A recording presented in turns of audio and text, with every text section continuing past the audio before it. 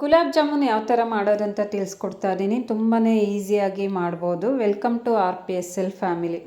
ನಾನಿಲ್ಲಿ ಒಂದು ಸ್ಟೀಲ್ ಪಾತ್ರೆಗೆ ದೊಡ್ಡ ಗ್ಲಾಸಲ್ಲಿ 1ರಿಂದ 1.5 ಗ್ಲಾಸಷ್ಟು ಸಕ್ಕರೆ ಹಾಕ್ಕೊತಾ ಇದ್ದೀನಿ. ನಾನು ಇದೇ ಗ್ಲಾಸ್ ಅಳತೆಯಲ್ಲಿ 2 ಗ್ಲಾಸಷ್ಟು ನೀರು ಕೂಡ ಸೇರಿಸ್ತಾ ಇದ್ದೀನಿ. ನಾನು ಇದನ್ನು ಪಾಕ ಮಾಡಲಿಕ್ಕೆ ಇಡ್ತಾ ಇದ್ದೀನಿ. ನೋಡಿ, ಈ ಥರ ಸಕ್ಕರೆ ಎಲ್ಲ ಕರಗಿದೆ. ಇದಕ್ಕೆ ನಾನು ಒಂದು 4ರಿಂದ 5 ಲವಂಗ, 2 ಏಲಕ್ಕಿ ಕೂಡ ಹಾಕ್ತಾ ಇದ್ದೀನಿ. ಇದು ಒಳ್ಳೆ ಫ್ಲೇವರ್ ಕೊಡುತ್ತೆ. ಅದಕ್ಕೋಸ್ಕರ ನಾನಿಲ್ಲಿ ಹಾಕಿ ಒಂದು 5 ನಿಮಿಷ ಕುದಿಸ್ತಾ ಇದ್ದೀನಿ. ಪಾಕ ರೆಡಿ ಆಗೋಯ್ತು. ನಾನಿಲ್ಲಿ MTR ಗುಲಾಬ್ ಜಾಮೂನ್ ಪ್ಯಾಕೆಟ್ನ ಬಳಸ್ತಾ ಇದ್ದೀನಿ. ಇದನ್ನು ನಾನು ಸಣ್ಣಿಸಿ ಇಟ್ಕೊಂಡಿದ್ದೀನಿ, ಅಂದರೆ ಜರಡಿ ಮಾಡಿ ಇಟ್ಕೊಂಡಿದ್ದೀನಿ ಹಿಟ್ಟನ್ನು. ಇದಕ್ಕೆ ನಾನು ಸ್ವಲ್ಪನೇ ನೀರು ಹಾಕ್ಕೊಂಡು ಚಪಾತಿ ಹಿಟ್ಟಿನ ಅದಕ್ಕೆ ಕಲಿಸ್ಕೊಬೇಕು. ನಾವಿಲ್ಲಿ ನೀರನ್ನು ಒಂದೇ ಸಲ ಹಾಕ್ಕೊಂಬೇಡಿ, ಸ್ವಲ್ಪನೇ ನೋಡಿ ಹಾಕ್ಕೊಳ್ಳಿ.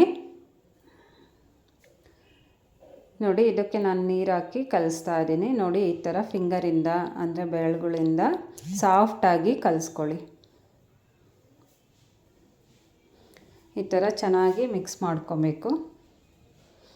ಇದು ಸ್ವಲ್ಪ ಗಟ್ಟಿಯಾಗಿದ್ದರೆ ನೀವು ಇನ್ನೂ ಸ್ವಲ್ಪ ನೀರು ಹಾಕಿ ಕಲಿಸ್ಕೊಳ್ಳಿ. ನನಗೆ ಇದೇ ನೀರು ಸಾಕಾಗಿದೆ. ಇದು ನೋಡಿ, ಈ ಥರ ಕಲಿಸಿದ್ದೀನಿ.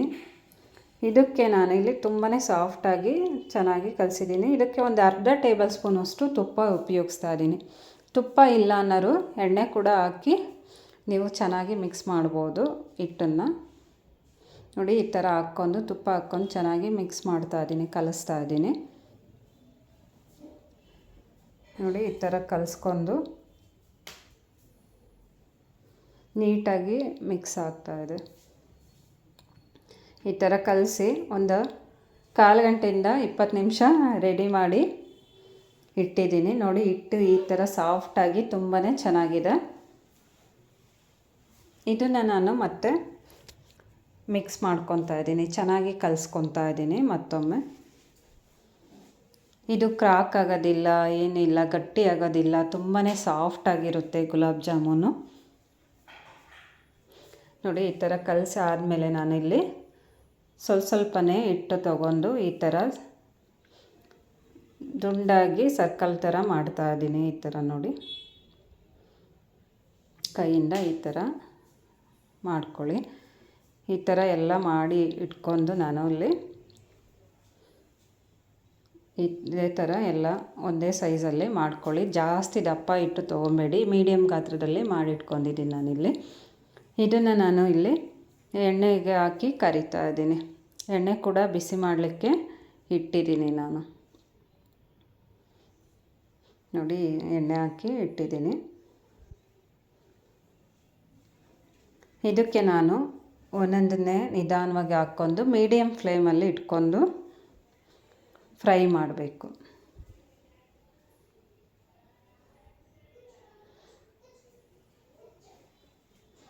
ತುಂಬಾ ಚೆನ್ನಾಗಿ ಸಾಫ್ಟಾಗಿ ಬರುತ್ತೆ. ಈ ಥರ ನೋಡಿ, ಸ್ವಲ್ಪನೇ ಹಾಕ್ಕೊಂಡು ನೋಡಿ ಈ ಥರ ಫ್ರೈ ಮಾಡ್ಕೊಳ್ಳಿ. 1-2 ಟೈಮ್ ಫ್ರೈ ಮಾಡಿದ್ದೀನಿ ನಾನಿಲ್ಲಿ. ಇದನ್ನು ನಾನಿಲ್ಲಿ ಈ ಥರ ತಿರುಗಿಸಿ ಬೇಯಿಸ್ತಾ ಇದ್ದೀನಿ. ಇದು ಕೆಂಪು ಬಣ್ಣ ಅಥವಾ ಗೋಲ್ಡನ್ ಕಲರು ಬರುತ್ತಲ್ಲ, ಆ ಥರ ಬರಬೇಕು. ಅದನ್ನು ನಾನು ಮೀಡಿಯಮ್ ಫ್ಲೇಮಲ್ಲಿಟ್ಟೆ ಬೇಯಿಸ್ಕೊತಾ ಇದ್ದೀನಿ. ನೋಡಿ, ಈ ಥರ ಕಲರಲ್ಲಿ ಬರಬೇಕು, ಅಲ್ಲಿವರೆಗೂ ನೀಟಾಗಿ ಫ್ರೈ ಮಾಡ್ಕೊಳ್ಳಿ. ತುಂಬಾ ಚೆನ್ನಾಗಿರುತ್ತೆ, ಒಂದು ಕೂಡ ಕ್ರ್ಯಾಕ್ ಆಗಿಲ್ಲ. ನೋಡಿ, ಸಾಫ್ಟಾಗಿ ಎಷ್ಟು ಚೆನ್ನಾಗಿ ಉಪ್ಕೊಂಡಿದೆ. ಇದನ್ನು ನಾನೀಗ ತೆಗೆದು ಪಾಕಕ್ಕೆ ಹಾಕ್ತಾಯಿದ್ದೀನಿ. ನೋಡಿ, ಈ ಥರ ಎಲ್ಲ ಚೆನ್ನಾಗಿ ಫ್ರೈ ಆಗಿದೆ. ಇದನ್ನು ತೆಗಿತಾ ಇದ್ದೀನಿ. ನೋಡಿ, ಪಾಕ ರೆಡಿಯಾಗಿದೆ. ಅದು ಪಾಕನ ತುಂಬ ಬಿಸಿ ಇದ್ದಾಗ ಹಾಕಬೇಡಿ, ಮೀಡಿಯಮ್ ಇದ್ದಾಗ ಹಾಕಿ, ತುಂಬ ತಣ್ಣಗಿದ್ದಾಗ ಹಾಕಬೇಡಿ. ನೋಡಿ, ಈ ಥರ ಫ್ರೈ ಆಗಿದೆ.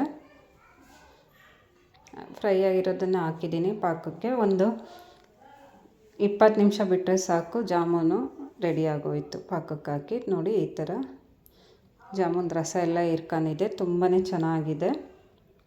ತಿನ್ನೋಕ್ಕಂತೂ ಸಖತ್ ಟೇಸ್ಟಿಯಾಗಿರುತ್ತೆ. ಥಿಕ್ನೆಸ್ ಕೂಡ ಪಾಕಕ್ಕೆ ಚೆನ್ನಾಗಿದೆ.